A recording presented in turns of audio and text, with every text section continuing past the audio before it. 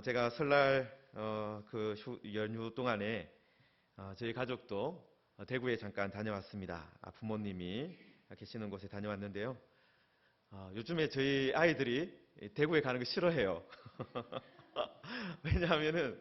뭐냐면은 이 가는 게 불편하다는 거예요.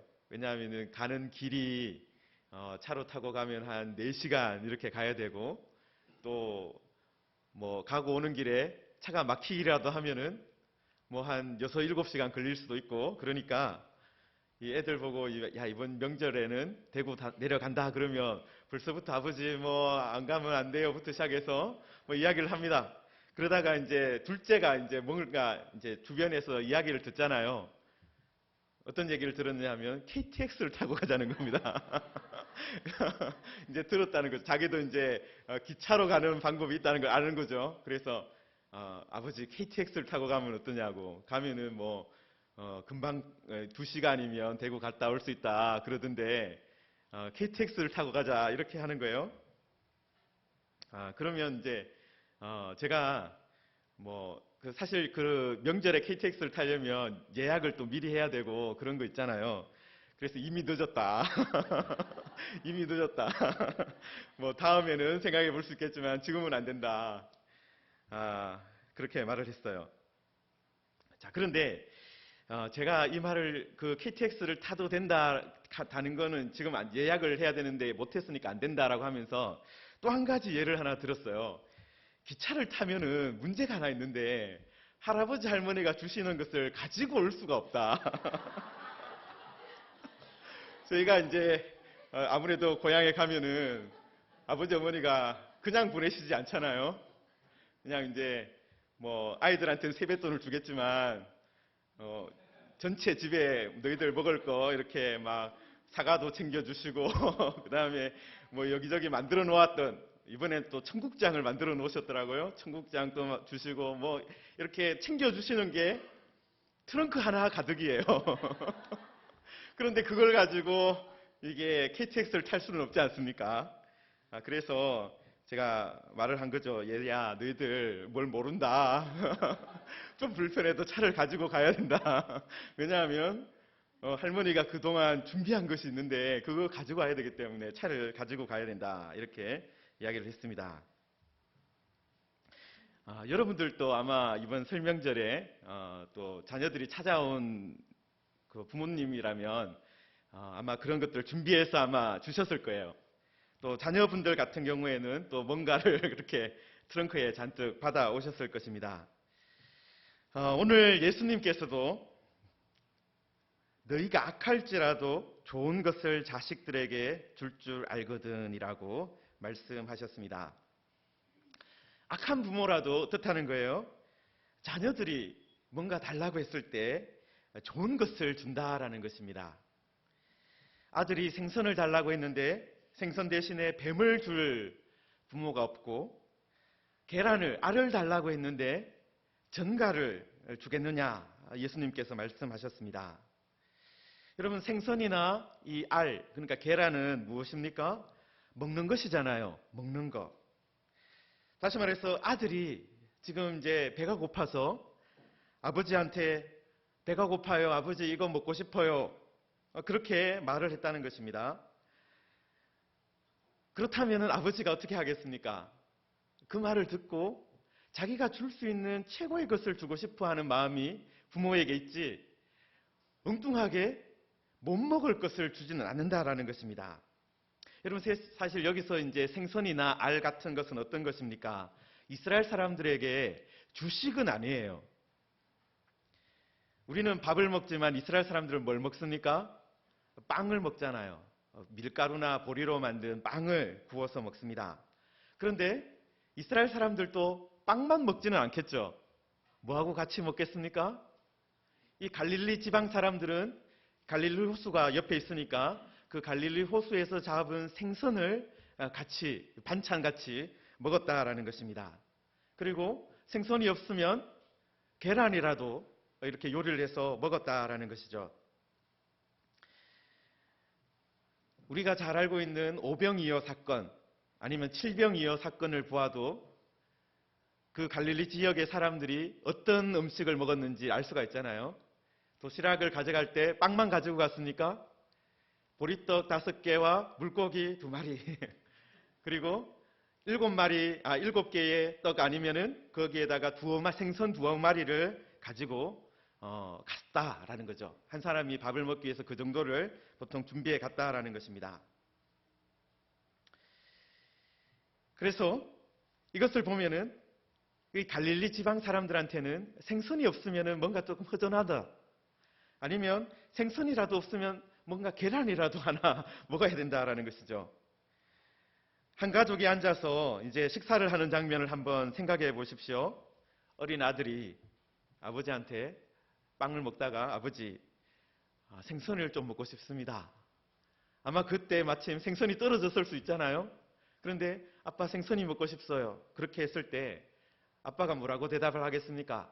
이번에 오늘 마침 생선이 준비되어 있지 않아요. 다음에는 꼭 준비해서 생선 주겠다. 아니면은 생선이 없으니까 하다못해 저기에 밖에 흙간에서 이제 닭이 알을 낳았으니까 암탉이 알을 낳았으니까 한번 뒤져보고 그거라도 요리해 주겠다. 그렇게 했지 않겠습니까?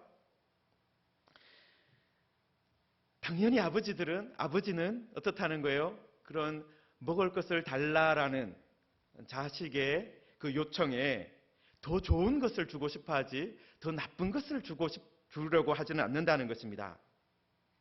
여러분, 예수님께서 뱀을 주며라고 말씀하셨는데 우리나라도 뱀을 먹는 사람은 잘 없잖아요. 근데 유대인들에게는 뱀이 어떤 동물입니까? 부정한 동물이에요. 부정한 동물. 그리고 사탄으로까지 비유되고 인식되는 그런 동물입니다. 그런 부정한 것을 아버지가 줄 가능성이 제로라는 것이죠. 전혀 없다는 것입니다. 계란도 마찬가지입니다. 계란을 다 주세요. 달걀을 먹고 싶습니다. 라고 했을 때 부정한 곤충인, 여기도 전갈도 부정한 곤충이에요. 부정한 곤충인 전갈을 잡아서 줄 사람은 없다라는 것입니다. 그러니까 이스라엘 사람들에게는 상상할 수도 없고 있을 수도 없는 뱀과 전갈을 주는 것을 예수님께서 말씀하신 것은 아들이 구하는 것보다 반드시 아버지가 좋은 것을 주신다는 것을 강조하는 그런 반어법으로 하신 말씀이죠. 일반적으로 아버지가 좀 못났다 하더라도 또 세상적으로 문제가 있다 하더라도 자식에게는 다 좋은 것을 주려고 하잖아요. 이스라엘 사람들뿐만 아니라 모든 사람들이 그렇습니다. 레미제라블이라는 영화나 소설을 보신 분들도 있을 것인데요. 여러분, 거기에 보면 악한 사람들의 대표가 하나 있어요. 누구냐 하면 테라느디에라는 부부가 나오는데 무엇을 경영하는 사람입니까? 여관을 운영하는 사람이에요. 여관을 하면서 거기서 음식점도 하고 그러는데 그 사람들이 정말 나쁜 사람들인 게 이 영화에도 보면 나오고 책에도 보면 나오는데 별의별 방법으로 다 돈을 뜯어내는 거죠. 영화에도 보면 쥐꼬리를 가지고 소세지를 만들어요. 쥐꼬리를 가지고 소세지를 만들어가지고 팝니다. 사람들한테 팔고. 술에다가는 당연히 물을 타서 팔고. 그렇게 하는 거죠. 그런데 정말 모든 사람들에게 나쁜 짓을 하는 그 테르나디에라는 그 사람도 어떻게 합니까? 자기 자식이 있어요. 에포닌이라는 딸이 있는데 그 딸한테는 가장 좋은 인형 그리고 가장 좋은 것, 가장 좋은 옷을 주는 겁니다. 다른 사람이 맡긴 팡틴이라는 여자가 맡긴 꼬제트라는 아이한테는 마치 그 아이를 종처럼 부려먹으면서 거기서 오는 돈을 다 누구한테 주는 거예요? 자기 딸 에포닌을 키우는데 다 쓰는 거예요. 여러분, 이렇게 악한 사람도 자식에게는 좋은 것을 준다면 하늘 아버지께서는 어떻게 하시겠습니까? 여러분, 지금 여기서 예수님께서 하늘 아버지라고 말씀하고 있잖아요. 그냥 아버지라고 하지 않고 하늘이라는 것을 붙여서 말씀하시는 것은 무슨 이유겠습니까? 그분이 모든 것을 다스리는 분이다. 그분이 능력이 있는 분이다. 그것을 강조하는 표현입니다. 우리는 땅에 살기 때문에 어떻습니까? 모든 것을 다 통제를 못해요. 땅에 살기 때문에 우리가 가지고 있는 능력이 제한되어 있습니다. 땅에 사는 사람들은 모든 것을 다 자기 뜻대로 할 수가 없어요. 그런데 하늘 아버지는 어떤 분이십니까? 하늘에 계시면서 모든 것을 보고 계시다라는 거예요. 모든 것을 만드셨다라는 것입니다. 모든 것을 또 다스린다라는 것을 강조하는 것입니다. 그런 분이라면은 구하는 자에게 어떤 것을 주시겠습니까? 당연히 좋은 것, 그리고 좋은 것 정도가 아니라 더 좋은 것을 주실 것입니다. 마태복음에서는 지금 마태복음에서 이 말씀하고 똑같은 평행본문이 있어요. 같은 사건을 기록한 부분이 있는데 거기에서는 구하는 자에게 좋은 것을 주신다라고 표현이 되어 있습니다. 그런데 오늘 우리가 읽은 누가복음에서는 그 좋은 것을 좀 다르게 표현하고 있어요. 누가는 좋은 것을 뭐라고 말씀합니까? 성령이라고 콕 집어가지고 더 강조해서 말씀하고 있습니다. 여러분, 하늘 아버지께서 주시는 좋은 것이 무엇이라는 것입니까? 성령이다라는 거예요. 성령은 하나님, 하늘 아버지께서 우리에게 주실 수 있는 선물 중에서 첫 번째가 되는 것이고, 그리고 가장 중요한 것이고, 아버지께서 너무나도 주시기를 원하시는 것이다라는 거예요. 그래서 그렇다면은 우리가 가장 먼저 구해야 할 것이 무엇이겠습니까? 아버지한테 생선을 달라, 알을 달라 말하기 전에 무엇을 구해야 된다는 거예요? 가장 좋은 것인 성령을 구해야 한다라는 것이죠. 그런데 하늘 아버지께서 성령을 주신다라는 것이 어떤 의미가 있길래 그럴까요? 그리고 우리가 성령을 받으면 도대체 어떤 일이 벌어지기 때문에 그럴까요? 여러분, 갈라디아서 4장 6절을 한번 살펴보십시오. 같이 읽어보겠습니다. 갈라디아서 4장 6절입니다. 신약성경 305페이지, 306페이지에 있습니다. 갈라디아서 4장 6절 말씀. 자, 우리 함께 읽겠습니다. 너희가 아들임으로 하나님이 그 아들의 영을 우리 마음 가운데 보내사 아빠 아버지라 부르게 하셨느니라. 아멘. 하나님이 성령을 우리에게 부어주시면 어떤 일을 할 수 있다는 것입니까? 하늘에 계시는 아버지를, 하나님을 아빠라고 부를 수 있게 된다라는 거예요. 다시 말해서 하나님과 나의 관계가 어떤 관계인지를 깨닫게 된다라는 거예요. 예수님께서도 공생애를 시작하시면서 세례 요한에게 세례를 받았습니다. 제가 참 여러 번 말씀해 드린 것 같은데, 기도하실 때 뭐가 열렸습니까? 하늘이 열렸습니다. 그리고 하늘이 열리고 그 다음에 성령이 비둘기 같은 형체로 내려오셨어요. 강림하셨어요. 그리고 그때 어떤 음성이 들렸습니까? 너는 내 사랑하는 아들이라 내가 너를 기뻐하노라 라는 소리가 들렸습니다. 하늘 아버지께서 예수님께도 성령을 보내시면서 어떤 확신을 주셨습니까? 너는 내 사랑하는 아들이다. 내가 너를 기뻐한다.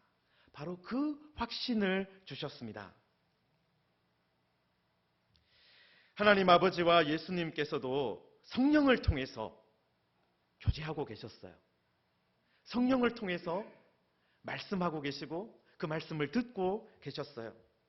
그리고 같은 마음을 품고 나아가는 것을 서로 확인하셨습니다. 사랑하는 성도 여러분, 하늘 아버지께서 지금 우리에게 주시고자 하는 것이 있습니다. 그것이 무엇이겠습니까? 성령입니다. 왜냐하면 성령을 받아야 우리도 하늘 아버지를 저 하늘에 계시는 저 멀리 계시는 어떤 분으로 생각하는 것이 아니라 누구라고 생각한다는 거예요? 아빠라고 생각하고 아빠라고 부를 수 있다라는 것입니다.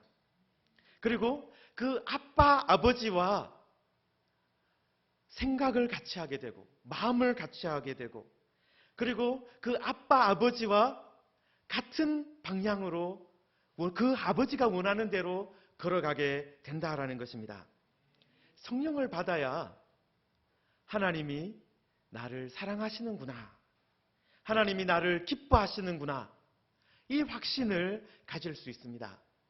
우리가 성령을 받지 못하면 또 성령 충만한 가운데 살지 못하면 하나님이 우리를 기뻐하신다. 하나님이 나를 사랑하신다라는 이 확신을 가질 수가 없어요. 그래서 사랑하는 성도 여러분, 하나님께서 지금 우리에게 주시고자 하는 것도 무엇입니까? 성령이고 그것을 통해서 무엇을 회복하고 싶으십니까?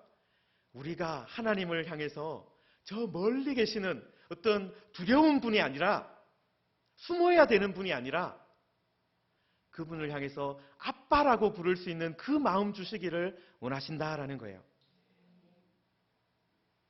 자, 그리고 그 다음에 고린도전서 2장 10절도 한번 보겠습니다. 여러분, 고린도전서 2장 10절. 신약성 265페이지 있습니다. 265페이지. 자, 고린도전서 2장 10절 같이 읽겠습니다. 오직 하나님이 성령으로 이것을 우리에게 보이셨으니 성령은 모든 것, 곧 하나님의 깊은 것까지도 통달하시느니라. 아멘. 네. 성령만이 하나님의 깊은 것, 하나님의 생각과 계획을 다 아세요. 여러분, 우리들은 성경을 열심히 연구하고 또 날마다 보아도 하나님의 뜻과 계획을 완전히 다 알 수 있을까요? 알 수 없습니다. 우리는 다 부분적으로 알고 부분적으로 깨달을 수밖에 없어요. 그런데 하나님 아버지, 하늘 아버지의 모든 것을 아시는 분이 계십니다. 누굽니까? 성령이 모든 것을 다 알고 계세요.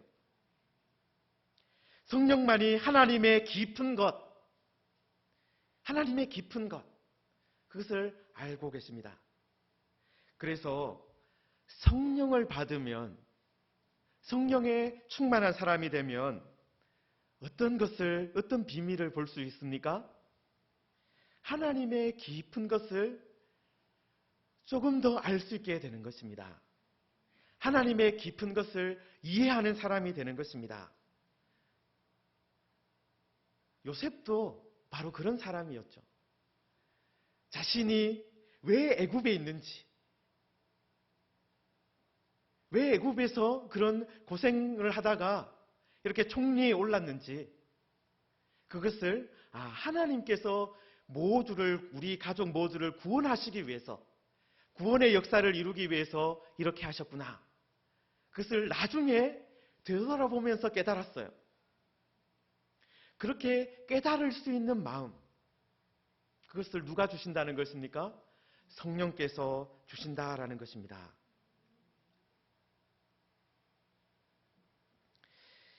여러분, 우리들도 이 세상을 바라보는 어떤 눈이 있습니다. 우리들이 세상을 바라보는 것을 세계관이라고 하잖아요. 세상을 바라보는 눈.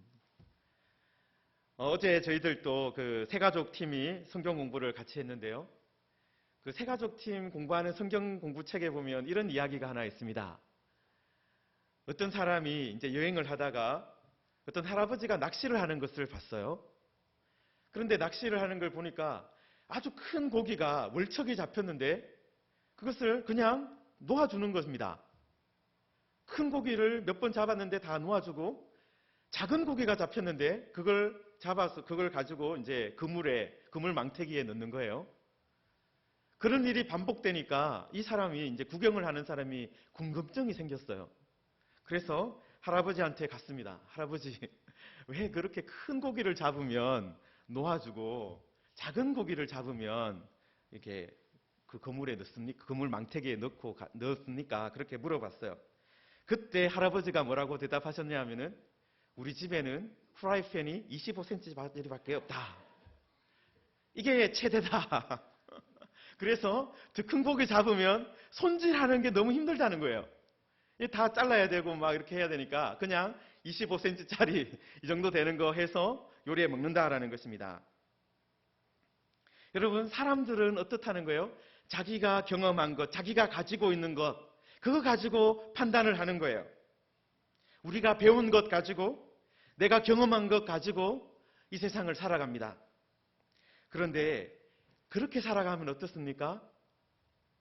진짜 풍성한 삶을 살 수가 없는 거예요. 세상과 다를 바 없는 삶을 살게 되는 것입니다.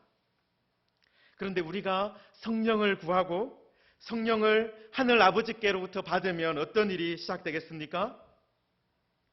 우리가 가지고 있는 그 작은 그릇이 깨어지고 하나님이 주시는 큰 그릇을 갖게 되는 거예요. 하나님이 주시는 상상할 수 없는 그릇을 우리가 갖게 되는 것입니다. 그래서 하나님의 뜻이 무엇인지, 하나님의 깊은 뜻이 무엇인지 그것을 생각하며 살게 되는 것입니다. 그전에는 내가 경험한 것 가지고 세상을 보면서 이렇게 내가 저렇게 해야 되겠다 생각했다면 성령을 받으면 하나님께서 지금 원하시는 것이 이런 것이구나. 하나님께서 지금 이 세상, 이 시대 가운데 이루시고자 하는 일이 이런 일이구나 깨닫고 하나님의 뜻을 구하며 살게 되는 거예요. 기도도 바뀌는 거예요. 그전까지는 자신의 기도가 자신의 경험만 보면서 내가 필요한 것만 보고 살았다면 성령의 충만함을 경험하면 성령의 역사를 경험하면 하나님께서 지금 이것을 원하시고 계시는구나. 기도의 폭이 넓어지는 것입니다. 성도 여러분, 예수님께서도 성령을 통해서 아버지와 교제하셨던 것처럼 우리도 성령을 받으면 하늘 아버지와 교제하게 될 줄 믿습니다. 또 우리가 아버지의 영으로 성령께서 주시는 그 아버지의 영을 우리가 받으면 아버지의 마음으로, 하늘 아버지의 마음으로 살아가게 될 줄 믿습니다. 하나님의 아버지의 그 사랑으로 다른 사람을 사랑하며 살아가게 될 줄 믿습니다. 이렇게 우리가 성령을 받으면 아들이신 예수님과 교제하게 되고 또한 아버지신 하나님과 교제하게 되는 것입니다. 그리고 예수님께서 이 땅에서 자유와 헌신과 순종의 삶을 산 것처럼 우리도 그렇게 살 수 있게 하실 것입니다. 예수님도 하나님의 그 깊은 뜻을 알아서 이 땅에서 모든 것 행하셨지 않습니까? 그것처럼 우리들도 살아갈 수 있게 되는 것입니다. 다시 말해서 성령을 선물로 받은 사람만이 하나님, 하늘 아버지처럼 사랑하며 살 수 있습니다. 또 성령을 선물로 받은 사람만이 아들 예수님처럼 이 세상의 관습과 율법에 얽매이지 않고 자유롭게 하나님의 뜻을 이루며 살 수 있게 됩니다. 예수님처럼 다른 사람을 위해서 헌신하며 살아갈 수 있게 되는 것입니다. 성도 여러분, 우리들은 다 하나님의 형상대로 지음받은 사람들입니다. 그런데 문제가 하나 있습니다. 하나님의 형상대로 사는 법을 잃어버렸습니다. 죄 때문에 그렇습니다. 우리 안에 있는 깊은 죄 때문에 우리가 하나님의 형상으로 지음받았음에도 불구하고 그대로, 그 모양대로 살아가는 법을 잊어버리고 살고 있습니다. 그런데 그것이 언제 다시 회복된다는 것입니까? 우리가 성령을 구하고 그리고 하나님께서 우리에게 성령을 주실 때 우리가 하나님의 형상답게 하나님의 모양으로 지음받은 사람답게 살 수 있게 되는 것입니다. 그러므로 우리의 첫 번째 기도가 무엇이 되어야 하겠습니까? 첫 번째 기도의 소원이 뭐가 되어야 하겠습니까? 성령을 받는 것입니다. 그리고 성령을 구하는 것이 우리의 기도 제목이 되어야 합니다. 예수님께서 오늘 9절 말씀에서 구하라 그러면 너희에게 주실 것이요 찾으라 그러면 찾아낼 것이요 문을 두드리라 그러면 너희에게 열릴 것이니 라고 말씀하셨습니다. 구하느니 찾느니 두드리는 이가 되라고 거듭해서 반복해서 말씀하셨습니다.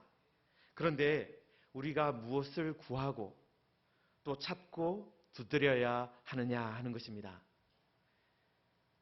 구하라, 찾으라, 두드리라고 했기 때문에 우리가 가지고 있는 삶에 필요한 것들 그거 먼저 잽싸게 적어놓고 그것부터 구하면 어떻다는 거예요? 이 말씀을 잘못 이해하고 있다는 거예요. 지금 마지막에서 예수님께서 무엇을 구하라고 하시는 거예요? 성령부터 구해라. 가장 중요한 것부터 먼저 구해라. 그것을 말씀하고 있는 것입니다. 하나님께서 가장 좋은 것부터 주시겠다고 말씀하셨는데 다른 것을 우리들이 너무나도 자주 찾고 있다라는 것입니다. 성도 여러분, 우리가 성령을 받으면 그리고 우리가 성령이 하시고자 하는 대로 또 순종하면 성령께서 반드시 어떤 일을 하십니까? 우리 안에서 하늘 아버지의 성품을 나타내실 것입니다. 성령께서 우리 안에서 그리스도의 생명이 나타나게 하실 것입니다. 성령을 받으면 우리는 하나님의 은혜를 깨닫게 될 것이고 성령을 받으면 우리는 다른 모든 하나님의 말씀들이 믿어지면서 또 그 말씀이 우리 가운데 이루어질 확신을 갖게 될 것입니다. 그리고 우리가 다른 어떤 누구가 아니라 누구 집안의 누구가 아니라 하늘 아버지의 아들이구나. 하나님이 나를 사랑하시는구나. 하나님께서 나를 기뻐하시는구나. 그 믿음을, 그 확신을 회복하게 될 것입니다. 그리고 성령을 받으면 우리는 정말 하나님이 원하시는 것이 무엇인지 알고 하나님의 그 깊은 것을 알고 그것을 가지고 기도하게 될 것입니다. 성령을 받으면 또한 우리 마음속에 있는 모든 죄를 회개하고 정결하게 살아갈 수 있게 될 것입니다. 거룩하게 신실하게 살아갈 수 있게 될 것입니다.